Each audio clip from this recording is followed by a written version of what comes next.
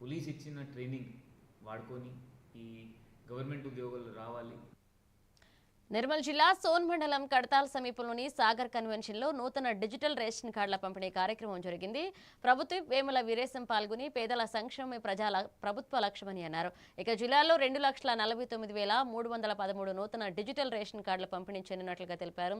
Ration కార్డుల బియ్యం పొందడమే కాకుండా పలు ప్రభుత్వ పథకాలకు గుర్తింపు కార్డుగా ఉపయోగపడుతుందన్నారు.